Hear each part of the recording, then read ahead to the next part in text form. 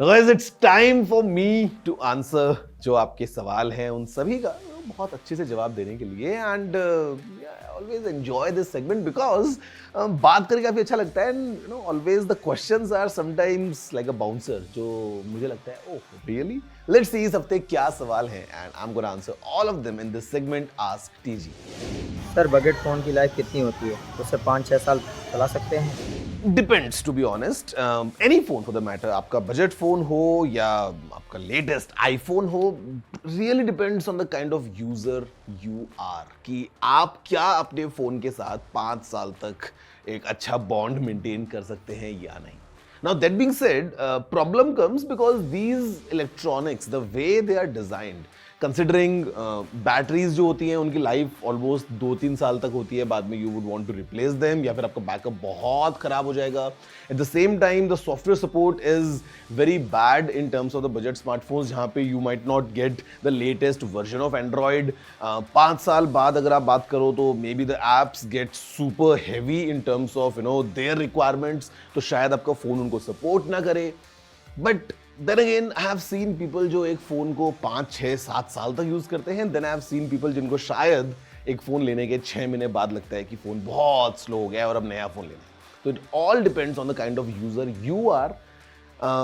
Technically speaking yes it's possible, practically speaking it's really difficult कि आप एक phone को 5-6 साल तक यूज़ कर पाएं। Why doesn't my Windows hard disk work with my Mac system? Thank you. This is Bonasi Bora. It all depends on the formatting जो आप काम में ले रहे हैं, because these are two different operating systems और there are some formats जो केवल Mac support करता है, there are some formats जो केवल Windows support करता है, but then I'm gonna give you a tip. अगर आप अपने हार्ड ड्राइव को या SSD को जब फॉर्मेट कर रहे हैं उस टाइम पे if you use the format exFAT, तो exFAT जो है इट इज यूनिवर्सली एक्सेप्टेड, तो आप सेम ड्राइव को विंडोज और मैक दोनों में प्लग इन करके दोनों में यूज कर सकते हैं।